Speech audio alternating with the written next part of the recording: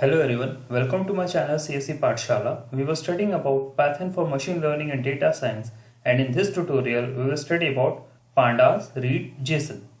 Alright, so if we talk about big data sets, they are often stored or extracted in a form of a JSON files. So what do you mean by a JSON file? A JSON file is a file that stored simple data structures and objects which are in a form of a JavaScript object notation.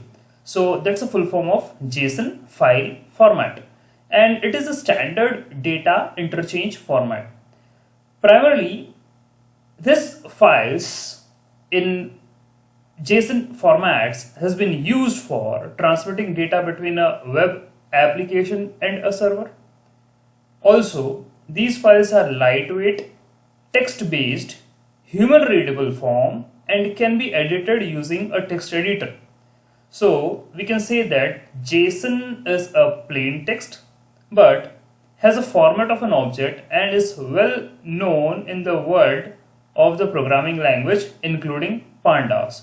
Okay, so if we want to create a JSON file, what we can do is in our notepad we can write a form of a text, okay, and yes, we can save it with the help of a .json. So here is a JSON file, and I have created it in a form of a dictionary. So this is a notepad file, okay, and yes, these are certainly the entries which are present in a dictionaries. So this is how we can create a JSON file. So in a simple format we can see that, for example, this is the opening brace, then I have written a dictionary form like this, name, and these are certain entries which has been given to the name including the indices. Okay, so 0, 1, 2, 3, these are indices and these are respectively the names, that is John, Nick, Ali and Joseph.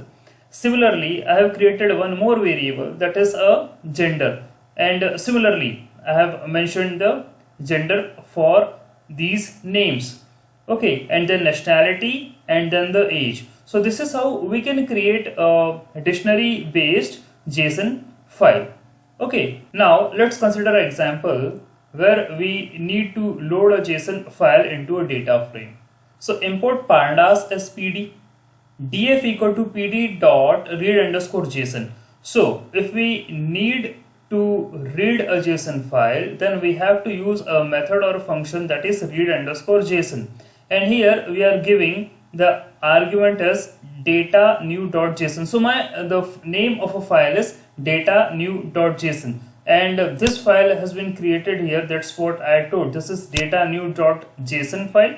Okay, this has been created on the notepad. Okay, and I have stored this file in that location where my application, that is the Jupyter notebook, or I just say Python, is been running. So if you store the JSON file in a correct location, then it will be compatible for the code to access that file and give the output, else it will give an error. Okay, then what we are doing here is we are printing the value of df simply, and in the next line we are again printing the value of df in the form of df.toString method, and this toString method is used to print the data in a form of a console friendly tabular format. So if we just see the output which we get through the data through df and through df.toString, both will be same. However, we just prefer to_string to have a user friendly tabular format output. So let's save this code and run this code. Alright, so here it is. This is the output. So we can see that the complete data has been given in a tabular format. So this is the output for df. Okay, where we can see there are certain entries which are in between are replaced with the help of dots. But if we just see df.toString output, it's showing 169 rows and 4 columns and each value in the table. So this is the best way to represent data into a tabular format. So all the entries has been present here. Okay. we are using toString to print the entire data frame. Now, dictionary can be used in a form of a JSON. That means JSON is equal to Python dictionary itself. We have seen that we did stored our notepad file in a JSON format, and the contents which are in that notepad file is a part of a, or we just say it's a dictionary itself. So JSON objects have the same format as of Python dictionaries. If our JSON code is not in a file, for example, we haven't created any notepad file for the JSON, then what we will do here is we can create the data in our code itself in a form of a Python dictionary, and we can load that into a data frame directly. Okay, so how to perform this function? Let's consider another code where we need to load a Python dictionary into a data frame.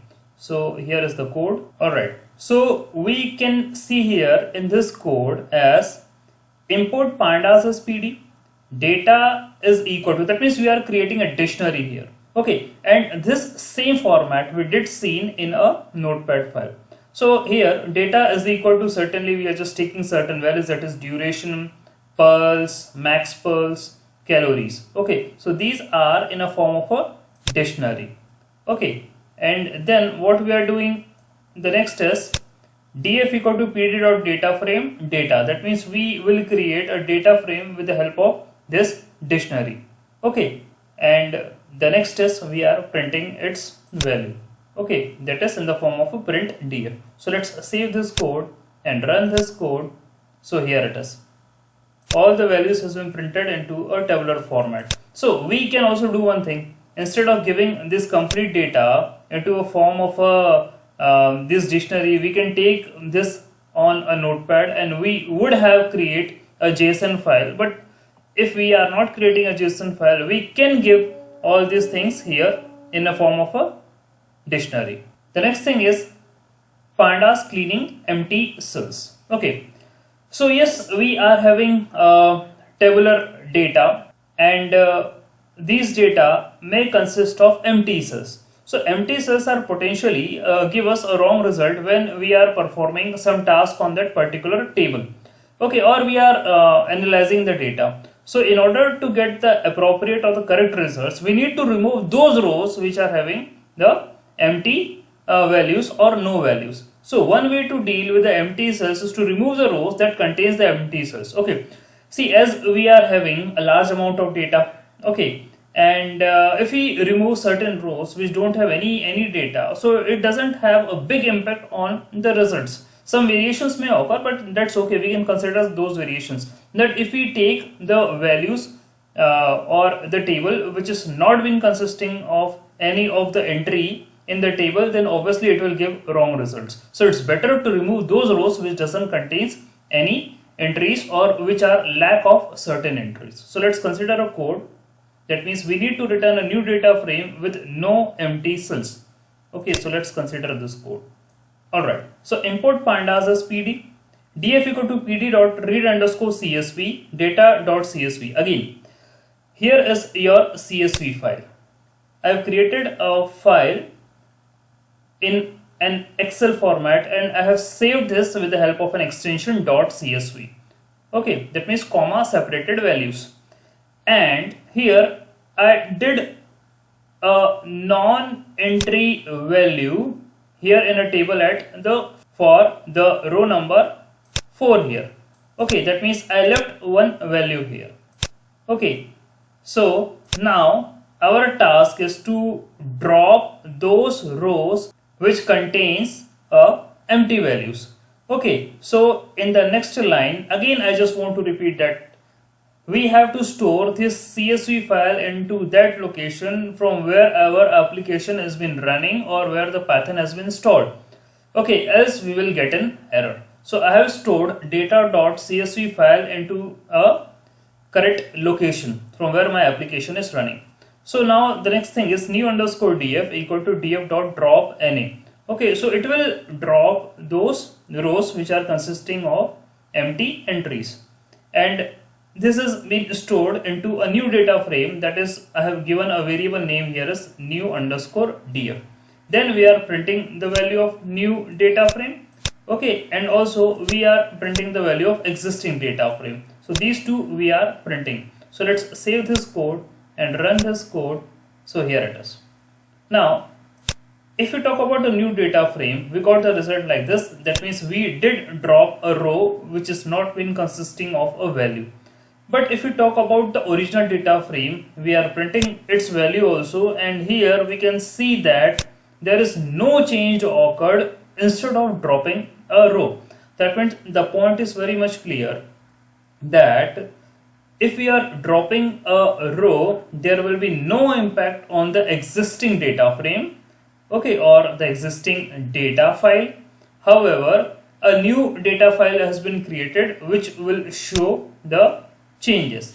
Now what we can do, see here by default the dropAny method returns a new data frame and will not change the original value.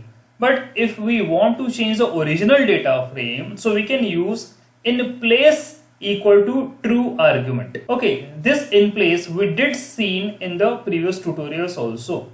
So let's consider one more code that will remove all the rows with the null values, and yes, it will also bring the change in the existing data frame. So here is the code. So import pandas as pd, df equal to pd dot read underscore cv data dot csv. That means these lines are same as we did in the previous example. Only the change here is df dot drop na in place equal to true. So previously here in this statement by default in place was false, but here we change the condition and now we did make in place equal to true.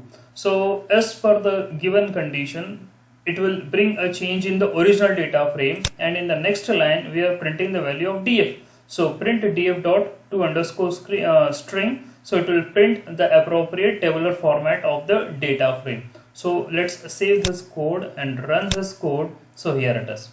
As we know that if we want to check that how the changes did occur, so we can do like this, print df, okay, and then we make a condition in place equal to true in drop na, and then again we are printing the value of df. So yes, we can do like this also, df dot to underscore string, okay, and we can see the changes. So let's save this code again and run this code. So yes, this was your original data frame with an empty value in the fourth row, okay. That means here the indexing has been starting from 0, so it's been like a third row, okay. And after performing the in place operation, here we can see that again we are printing the value of df here, and yes, the data frame has been changed. That means impact has been done on the original data frame. So this is how we use these operations. So that's all for this tutorial for the JSON files and cleaning the values. We'll come up with more informative tutorials on pandas. Thanks for watching. Kindly do subscribe to my channel.